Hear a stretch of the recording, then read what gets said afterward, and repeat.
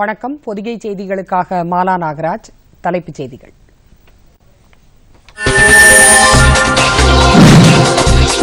இந்தியாவில் தொழில் தொடங்க முன்வரும் நிறுவனங்களுக்கு அனைத்து உதவிகளையும் செய்வது அவசியம். பிரதமர் நரேந்திர மோடி.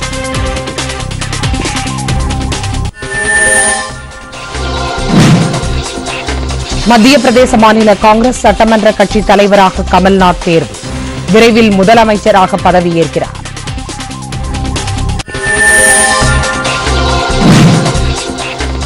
ராஜஸ்தான், சத்தீஸ்கர் மாநிலங்களில் முதலமைச்சர் பதவிக்கான வேட்பாளர்களை தேர்வு செய்வதில் காங்கிரஸ் தலைமை தீவிர ஆலோசனை.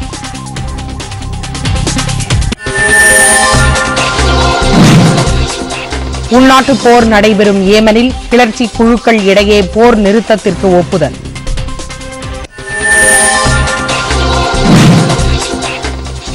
சீனாவில் நடைபெற்று வரும் பேட்மிண்டன் வேர்ல்ட் டூர் போட்டியில் குரூப் ஏ பிரிவில் இரண்டாவது வெற்றியை பதிவு செய்தார் PV சிந்து.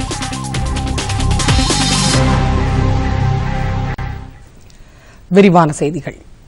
இந்தியாவில் தொழில் தொடங்க முன்வரும் நிறுவனங்களுக்கு விரைந்து அனுமதி அளிப்பதோடு அவர்களுக்கான அனைத்து வசதிகளையும் செய்து தருவதற்கு அரசு கடமைப்பட்டுள்ளதாக பிரதமர் நரேந்திர மோடி கூறியுள்ளார். இந்தியாவில் எளிதாக தொழில் தொடங்க மேற்கொள்ள வேண்டிய நடவடிக்கைகள் தொடர்பாக புதுதில்லியில் நேற்று நடைபெற்ற உயர்நிலை கூட்டத்திற்கு தலைமை வகித்து பேசிய அவர், தொழில் முனைவோருக்கு தேவைப்படும் கடைசி நேர உதவியையும் செய்வதற்கு தயாராக சம்பந்தப்பட்ட அமைப்புகள் இருக்க வேண்டும் என்றார். இந்தியா உலகில் வலுவான பொருளாதார சக்தியாக உருவெடுக்க இதுபோன்ற நடவடிக்கைகள் மிகவும் அவசியம் என்றும் அவர் குறிப்பிட்டார். இந்தியாவில் முதலீடு செய்ய உலக அளவில் பல நிறுவனங்கள் ஆர்வமாக இருப்பதாகவும் இதுவே சர்வதேச அளவில் இந்தியாவின் தரத்தை உயர்த்தியுள்ளது என்றும் அவர் கூறினார். தொழில் தொடங்க முன்வருவோருக்கு உதவ அரசு எடுத்த பல்வேறு நடவடிக்கைகளால் எளிதாக தொழில் தொடங்கும் நாடுகளின் பட்டியலில் இந்தியாவுக்கு உயர்ந்த இடத்தை உலக வங்கி அளித்துள்ளது என்றும் பிரதமர் மோடி கூறினார்.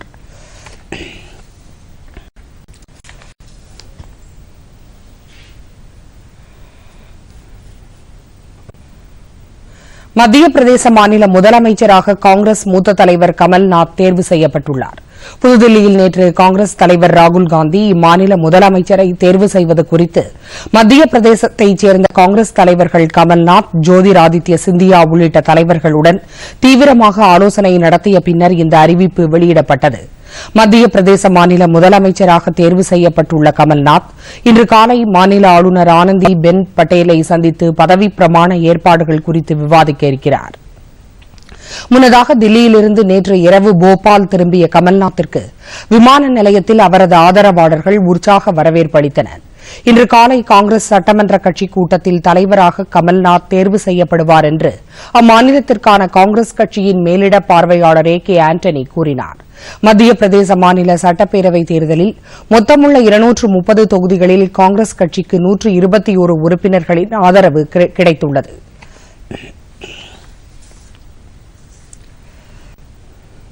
மத்திய பிரதேச மாநில முதலமைச்சரை தேர்வு செய்துள்ள காங்கிரஸ் ராஜஸ்தான், சத்தீஸ்கர் மாநில முதலமைச்சர்களை தேர்வு செய்யும் பணியில் தொடர்ந்து ஈடுபட்டுள்ளது.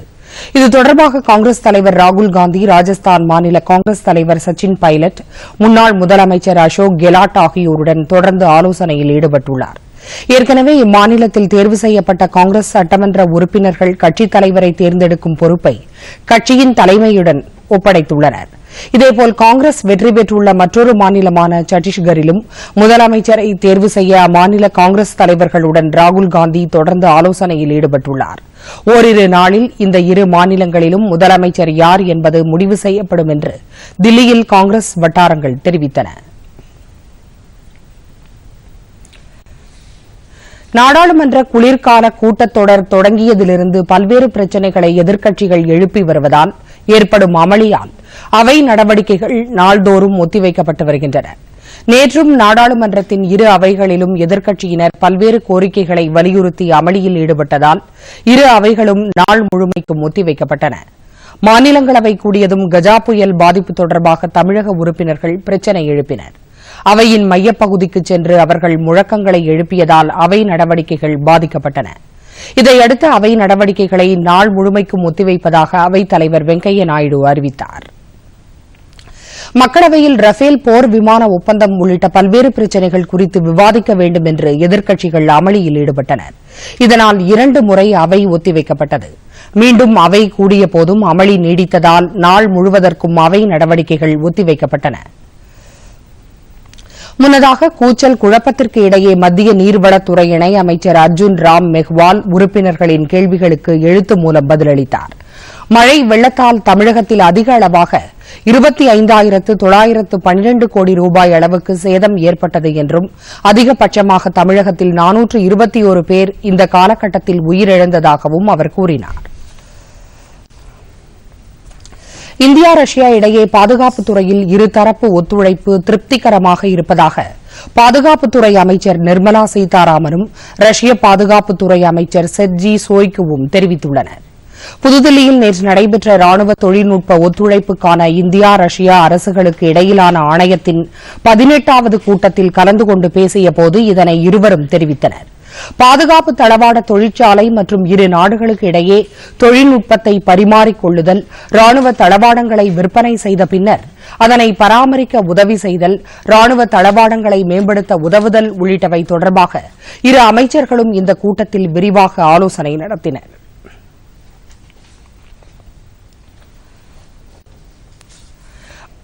மத்திய பிரதேசம், ராஜஸ்தான், சத்தீஸ்கர் உள்ளிட்ட 5 மாநில சட்டப்பேரவை தேர்தலில் பிஜேபி அடைந்த தோல்வி குறித்து கட்சி பரிசீலிக்கும் என்று அக்கட்சியின் மூத்த தலைவர்களில் ஒருவரும் மத்திய அமைச்சருமான பிரகாஷ் ஜவ்டேகர் கூறியுள்ளார்.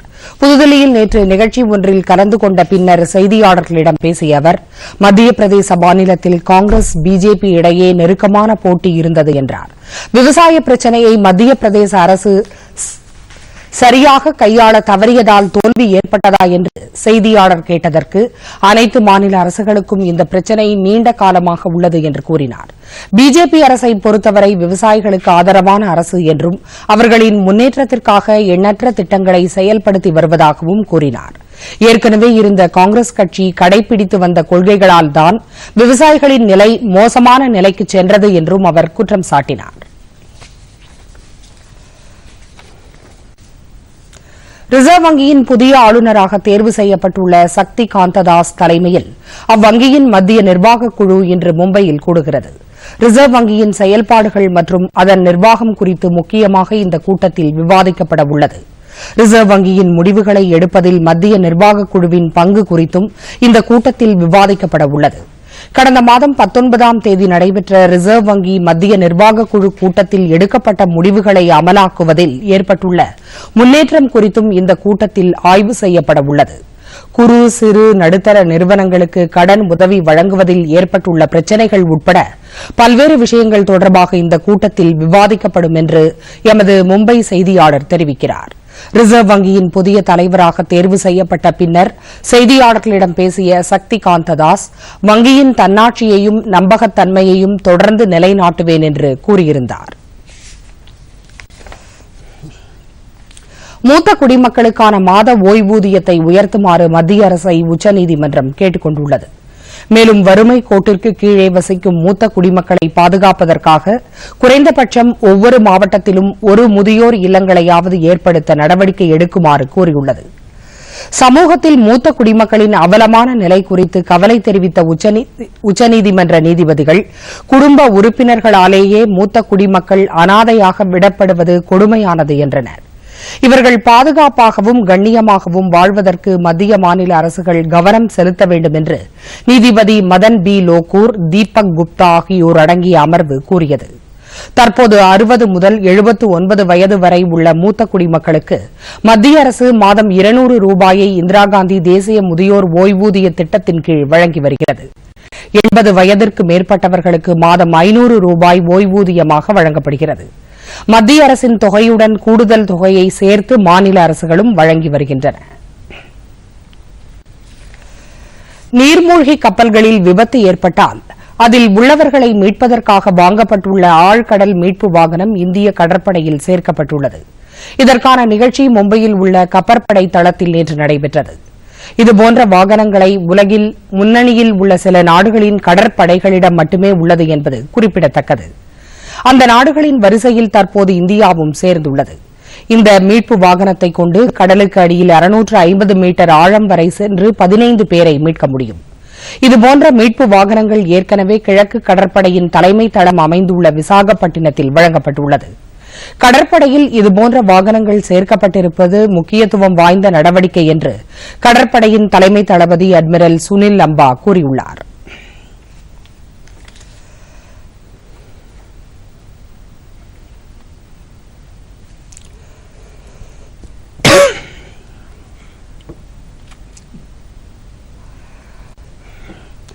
கஜா புயல் பாதித்த மாவட்டங்களில் அழிந்துவிட்ட மக்களின் வாழ்வாதாரத்தை மீட்க அரசு தேவையான நடவடிக்கை எடுத்து வருகிறது என்றும் நிவாரண உதவிகள் துரிதமாக வழங்கப்பட்டு வருகிறது என்றும் முதலமைச்சர் எடப்பாடி பழனிசாமி கூறியிருக்கிறார். சேலம் மாநகராட்சியில் சீர்மிகு நகரம் திட்டத்தின் கீழ் 198 கோடியே 25 லட்சம் ரூபாய் மதிப்பிலான திட்டப்பணிகளுக்கு நேற்று அடிக்கல் நாட்டி பேசிய அவர், புயலால் சாய்ந்துவிட்ட சுமார் 2 லட்சத்து மின் கம்பங்களை 21,000 மின்சார ஊழியர்கள் இரவு பகலாக சரி செய்து வருவதாகவும் 75% பணிகள் நிறைவு பெற்றுவிட்டதாகவும் கூறினார். 8 வழிச்சாலை திட்டம் பற்றி குறிப்பிட்ட முதலமைச்சர், விபத்தை குறைக்கவும் உரிய தொழிற்சாலைகள் வருவதற்கு வசதி செய்வதற்காகவும் இந்த திட்டம் கொண்டுவரப்பட்டதாக கூறினார். நாட்டின் நலன் கருதி அனைவரும் இந்த திட்டத்திற்கு ஒத்துழைப்பு நல்க வேண்டும் என்று அவர் கேட்டுக் கொண்டார். நிகழ்ச்சியில் மாற்றுத்திறனாளிகள் நலத்துறை சார்பில் 576 பயனாளிகளுக்கு சுமார் 1 கோடி ரூபாய் மதிப்பிலான நலத்திட்ட உதவிகள் வழங்கப்பட்டன. இந்த விழாவில் மாநில உள்ளாட்சித்துறை அமைச்சர் SP வேலுமணி உள்ளிட்ட பலர் பங்கேற்றனர். அடுத்து சில முக்கிய செய்திகளை விரைவு செய்திகளாக பார்ப்போம். நாட்டின் தொலைதூர பகுதியில் உள்ள 236 நகரங்களில் 683 தனியார் பண்பலை வானொலி நிலையங்களுக்கு அனுமதி அளிக்கும் ஏல நடைமுறைக்கு மத்திய அரசு ஒப்புதல் அளித்துள்ளது. மக்களவையில் தகவல் ஒலிபரப்புத்துறை இணையமைச்சர் எழுத்துப்பூர்வமாக அளித்துள்ள பதிலில் இதனை தெரிவித்துள்ளார். எந்தெந்த மாவட்டங்களில் புதிய பண்பலை வானொலி நிலையங்களுக்கு அனுமதி அளிக்கப்பட்டுள்ளது என்ற விவரங்களை அமைச்சர் பட்டியலாக தாக்கல் செய்தார். ஜார்க்கண்ட் உள்ளிட்ட மிகவும் பின்தங்கிய மாநிலங்களில் புதிதாக பண்பலை வானொலி நிலையங்களுக்கு அனுமதி அளிக்கப்பட்டுள்ளது.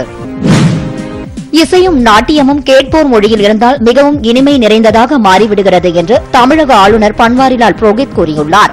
சென்னையில் நேற்று நடைபெற்ற மார்கழி இசை விழாவில் பேசிய அவர், தமிழ் வரலாற்றில் தமிழ் இசைக்கு பாரம்பரிய முக்கியத்துவம் இருப்பது சங்ககால நூல்களான 8 தொகை 10 பாட்டு ஆகியவற்றில் இருந்து தெரிய வருகிறது என்றார்.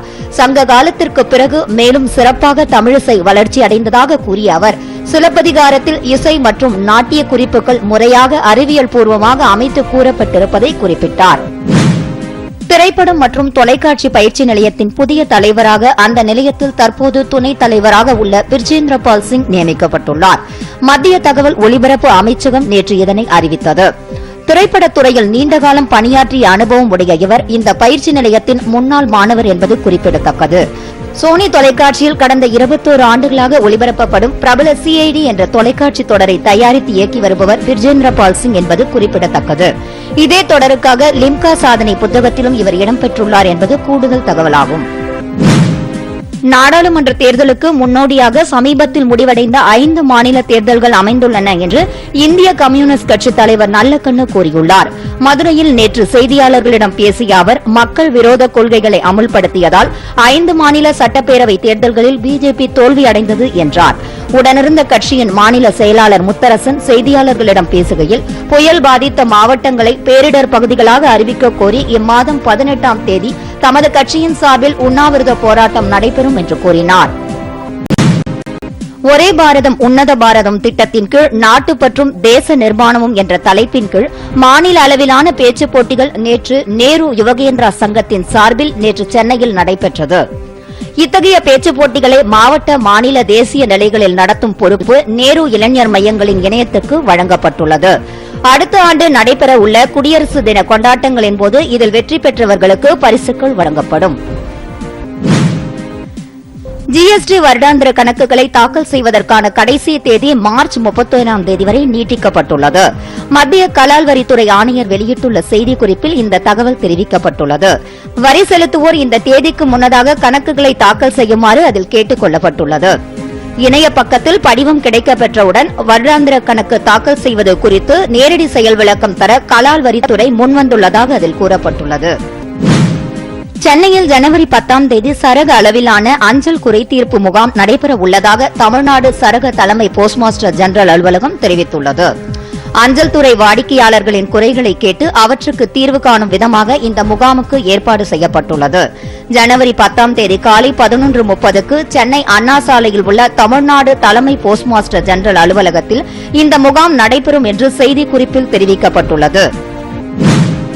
அமெரிக்காவில் மத வழிபாட்டு சுதந்திரம் தொடர்பான விஷயங்களில் அரசுக்கு பரிந்துரை அளிக்கும் உயரிய அமைப்பின் தலைவர் பதவிக்கு இந்திய அமெரிக்க சமூகத்தை சேர்ந்த பெண் வழக்கறிஞர் ஒருவர் நியமிக்கப்பட்டுள்ளார். அருணிமா பார்கவா தற்போது அந்நாட்டில் சிவில் உரிமை வழக்கறிஞராக பணிபுரிந்து வருகிறார். தற்போது சர்வதேச மத வழிபாட்டு சுதந்திரத்திற்கான அமெரிக்க ஆணையத்தின் தலைவராக திபெத்தை சேர்ந்த டென்சின் டோர்ஜி பதவி வகித்து வருகிறார். அவரது பதவிக்காலம் முடிவடைந்ததை ஒட்டி அருணிமா பார்கவா அந்த பதவிக்கு நியமிக்கப்பட்டுள்ளதாக அமெரிக்கா கூறியுள்ளது. அடுத்து வருவது உலக செய்திகள்.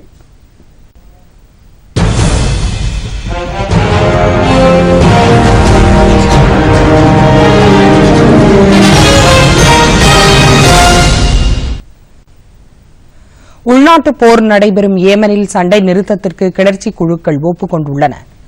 ஐநா முன்முயற்சியில் ஸ்வீடன் நாட்டின் ரிம்போ நகரில் நடைபெற்ற பேச்சுவார்த்தையில் இம்முடிவு எடுக்கப்பட்டுள்ளது. கடந்த 7 நாட்களாக நடைபெற்ற இந்த பேச்சுவார்த்தையில் ஏமன் வெளியுறவுத்துறை அமைச்சர் கலித் அல் யாமனியும் கிளர்ச்சி குழுக்கள் சார்பில் முகமது அப்துல் சலாமும் கலந்து கொண்டனர். இவர்கள் இருவரும் கைகுலுக்கிய போது அந்த கூட்டத்தில் கலந்து கொண்ட அனைவரும் கைதட்டி வரவேற்றனர். அதே நேரத்தில் இந்த கூட்டத்தில் பல முக்கிய பிரச்சினைகளுக்கு தீர்வு எட்டப்படவில்லை. அடுத்த மாதம் மீண்டும் சந்தித்து பேசுவது என இருதரப்பிலும் முடிவு செய்யப்பட்டது.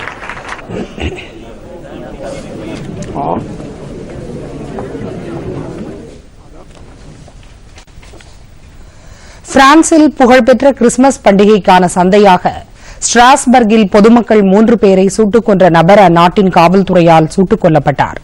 IS தீவிரவாத இயக்கத்தைச் சேர்ந்தவர் என்று கருதப்படும் 29 வயதாகும் அந்த நபர் இந்த சம்பவத்திற்கு பின்னர் தப்பிச் சென்றதோடு ஒவ்வொரு இடமாக மாறிக்கொண்டே இருந்தார். அவர் இருக்கும் இடத்தை அறிந்து 700க்கும் மேற்பட்ட பாதுகாப்பு படையினர் சுற்றி வளைத்தபோது துப்பாக்கிச் சூட்டில் காயமடைந்தார். இதன் பின்னர் தப்பிச் சென்ற அந்த நபர் கிழக்கு பிரான்சில் காவல்துறையினருடன் நடைபெற்ற துப்பாக்கிச் சண்டையில் சுட்டுக் கொல்லப்பட்டார். சீனாவில் மேலும் ஒரு கனடா நாட்டு பிரஜை கைது செய்யப்பட்டிருப்பதை அந்நாட்டின் வெளியுறவு அமைச்சகம் உறுதிப்படுத்தியுள்ளது. அந்த நபர் சீனாவின் தேசிய பாதுகாப்புக்கு அச்சுறுத்தலாக விளங்கினார் என்று சீன வெளியுறவு அமைச்சகம் கூறியுள்ளது. மைக்கேல் ஸ்பாவூர் என்ற அந்த நபரை மீட்பதற்கு சீன அரசுடன் கனடா வெளியுறவுத்துறை அமைச்சகம் தொடர்ந்து பேச்சு நடத்தி வருகிறது. ஏற்கனவே கனடா நாட்டின் முன்னாள் தூதரக அதிகாரி மைக்கேல் கோவ்ரிக் கடந்த திங்கட்கிழமை சீன தலைநகர் பெய்ஜிங்கில் கைது செய்யப்பட்டார் என்பது குறிப்பிடத்தக்கது.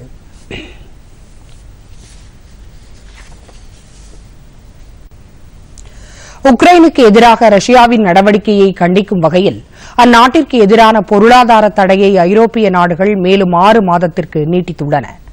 2014ஆம் ஆண்டு ஜூலை மாதம் உக்ரைன் அருகே பறந்த மலேசிய ஏர்லைன்ஸ் விமானத்தை ரஷ்யா சுட்டு வீழ்த்தியதாக கூறிய அந்நாட்டின் மீது ஐரோப்பிய நாடுகள் முதன்முறையாக பொருளாதார தடை விதித்தன. தற்போது உக்ரைன் போர்க்கப்பல்களை ரஷ்யா சிறைப்பிடித்து வைத்திருப்பதால் அந்நாட்டின் மீது ஐரோப்பிய நாடுகள் இந்த தடையை விதித்துள்ளன.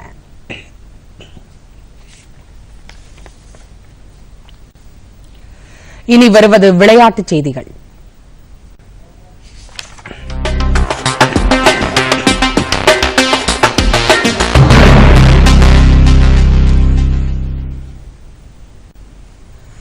புவனேஸ்வரில் நடைபெற்று வரும் உலகக்கோப்பை ஹாக்கி போட்டியின் காலிறுதி ஆட்டத்தில் இந்தியா நெதர்லாந்திடம் 1-2 என்ற கோல் கணக்கில் தோற்றுப்போனது.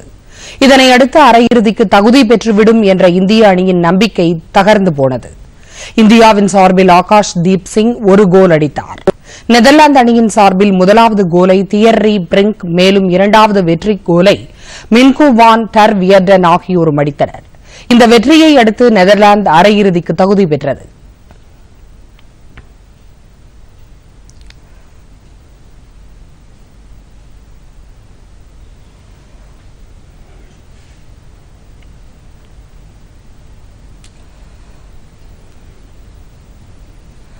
முன்னதாக நடைபெற்ற மற்றொரு ஆட்டத்தில் ஜெர்மனி அணி பெல்ஜியம் அணியை எதிர்கொண்டது. இதில் பெல்ஜியம் அணி 2-1 என்ற கோல் கணக்கில் ஜெர்மனியை வீழ்த்தி அரையிறுதிக்கு தகுதி பெற்றது. நாளை நடைபெறவுள்ள அரையிறுதியில் இங்கிலாந்து பெல்ஜியத்தையும் ஆஸ்திரேலியா நெதர்லாந்தையும் எதிர்கொள்கின்றன. பெர்த்தில் நடைபெறும் இந்தியாவுக்கு எதிரான இரண்டாவது டெஸ்ட் கிரிக்கெட் போட்டியில் டாஸ் வென்ற ஆஸ்திரேலியா முதலில் விளையாட தீர்மானித்துள்ளது. சற்று முன்வரை அந்த அணி விக்கெட் இழப்பின்றி 8 ரன் எடுத்துள்ளது. ஏற்கனவே நடைபெற்ற முதல் டெஸ்ட் போட்டியில் இந்தியா வெற்றி பெற்று 1-0 என்ற புள்ளிக் கணக்கில் முன்னணியில் உள்ளது.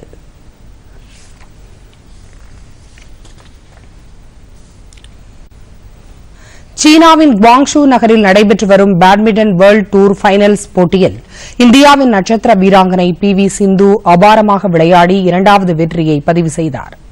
சீனாவின் முதல் நிலை வீராங்கனை டை ஷூவை அவர் 14-21, 21-16, 21-8 என்ற கணக்கில் வென்றார். இதன் மூலம் குரூப் ஏ மகளிர் ஒற்றையர் பிரிவில் டை ஷூவின் வெற்றி பயணத்திற்கு சிந்து முற்றுப்புள்ளி வைத்துள்ளார். இதற்கு முன்பு இருவரும் 13 முறை மோதியதில் 6 முறை சிந்து தொடர்ந்து தோல்வியடைந்தார்.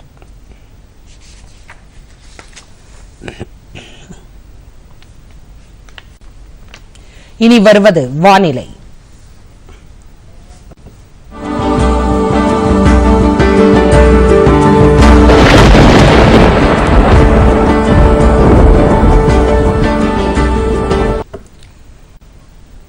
தென்கிழக்கு வங்கக்கடல் பகுதியில் நிலை கொண்டிருந்த வலுவான காற்றழுத்த தாழ்வு பகுதி காற்றழுத்த தாழ்வு மண்டலமாக வலுப்பெற்றுள்ளதாக சென்னை வானிலை ஆய்வு மைய இயக்குநர் பாலச்சந்திரன் தெரிவித்துள்ளார். இது ஆழ்ந்த காற்றழுத்த தாழ்வு மண்டலமாக வலுப்பெறும் என்றும் இது புயலாக வலுப்பெறும் வாய்ப்பும் உள்ளதாக அவர் தெரிவித்தார். இதன் காரணமாக நாளையும் நாளை மறுநாளும் வட தமிழகத்தில் கடலோர மாவட்டங்களில் பலத்த காற்று மணிக்கு 45 முதல் 55 கிலோமீட்டர் வேகத்தில் வீசக்கூடும் என்றும் வட தமிழக கடலோர மாவட்டங்களில் ஓரிரு இடங்களில் கனமழை பெய்யக்கூடும் என்றும் அவர் தெரிவித்தார். இதன் காரணமாக நாளையும் நாளை மறுநாளும் தென்மேற்கு வங்கக்கடல் மற்றும் அதனை ஒட்டியுள்ள மத்திய வங்கக்கடல் பகுதிகளில் மீனவர்கள் மீன்பிடிக்க செல்ல வேண்டாம் என்றும் ஆழ்கடலில் மீன்பிடித்துக் கொண்டிருப்பவர்கள் கரைக்கு திரும்புமாறும் கேட்டுக் கொண்டார். அடுத்து வருவது உலகின் பல்வேறு பகுதிகளில் நடைபெற்ற சில சுவாரஸ்யமான நிகழ்வுகளின் தொகுப்பு.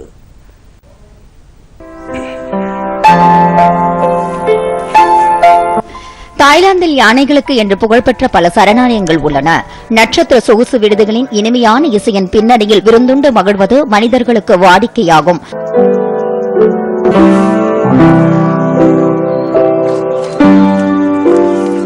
விலங்குகளுக்கும் இது போன்ற அனுபவத்தை தர வேண்டும் என்று விரும்பிய பிரிட்டனை சேர்ந்த பிரபல பியானோ இசைக்கலைஞர் பவுல் பர்டன் தாய்லாந்தின் வனப்பகுதியில் தனது இசையை வழங்க அதை கேட்டுக்கொண்ட யானைகள் தங்களது மதிய உணவை அசைப்போடும் காட்சிகளை அழகாக பதிவு செய்துள்ளார்.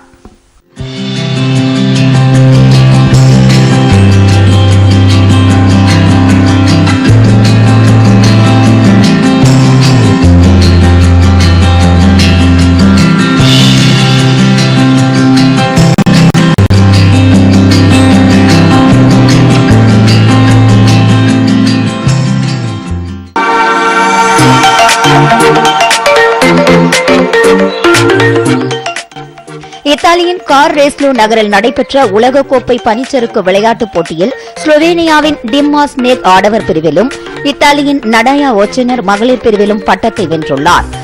ஆடவர் பிரிவில் 27 வயதாகும் மாஸ்னேக் ஆஸ்திரேலியாவின் பெஞ்சமின் கரோலை தோற்கடித்தார். மகளிர் பிரிவில் நடாயா கடந்த ஆண்டு சாம்பியனும் குளிர்கால ஒலிம்பிக் போட்டி சாம்பியனுமான எஸ்டர் லெடேகாவை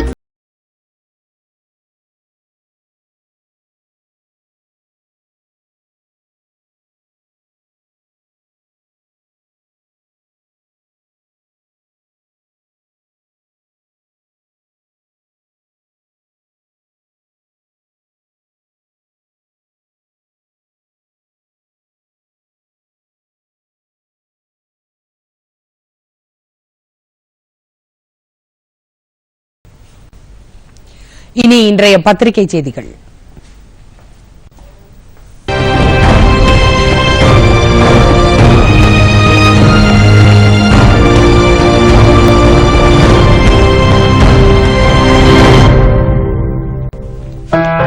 சென்னையில் 16வது சர்வதேச திரைப்பட விழா தொடங்கியது.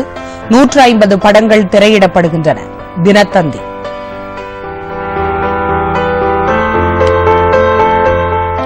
GSAT 7A தகவல் தொடர்பு செயற்கைக்கோள் வரும் 19ஆம் தேதி விண்ணில் செலுத்தப்படும். இஸ்ரோ தகவல். தினமணி.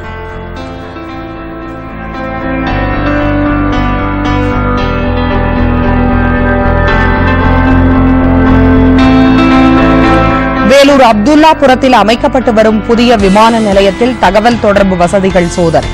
தினமலர்.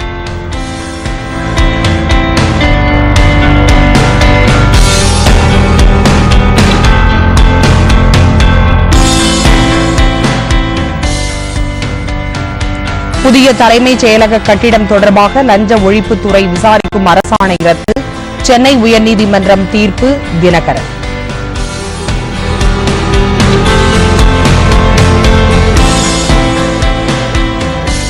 விஜய் மல்லையாவை நாடு கடத்துவதற்கான உத்தரவை பெற்றுள்ளதாக இங்கிலாந்து உள்துறை அமைச்சகம் தெரிவித்துள்ளது. தீக்கதிர்.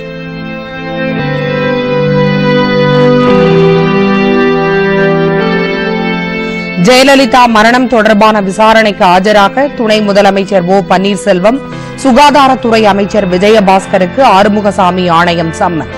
தி இந்து தமிழ்.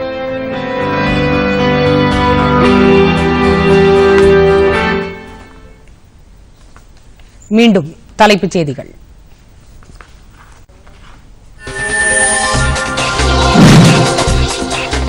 இந்தியாவில் தொழில் தொடங்க முன்வரும் நிறுவனங்களுக்கு அனைத்து உதவிகளையும் செய்வது அவசியம். பிரதமர் நரேந்திர மோடி.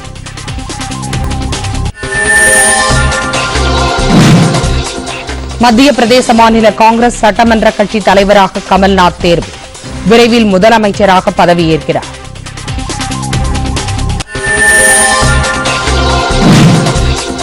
ராஜஸ்தான், சத்தீஸ்கர் மாநிலங்களில் முதலமைச்சர் பதவிக்கான வேட்பாளர்களை தேர்வு செய்வதில் காங்கிரஸ் தலைமை தீவிர ஆலோசனை.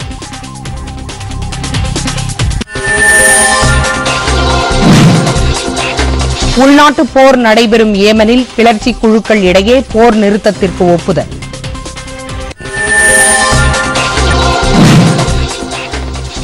சீனாவில் நடைபெற்று வரும் பேட்மிண்டன் வேர்ல்ட் டூர் போட்டியில் குரூப் ஏ பிரிவில் இரண்டாவது வெற்றியை பதிவு செய்தார் PV சிந்து.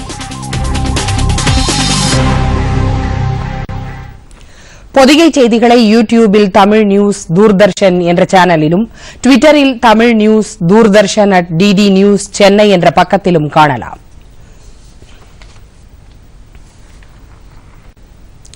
இத்துடன் இந்த செய்தி அறிக்கை நிறைவு பெறுகிறது. மீண்டும் செய்திகள் நண்பகல் 12 மணிக்கு. வணக்கம்.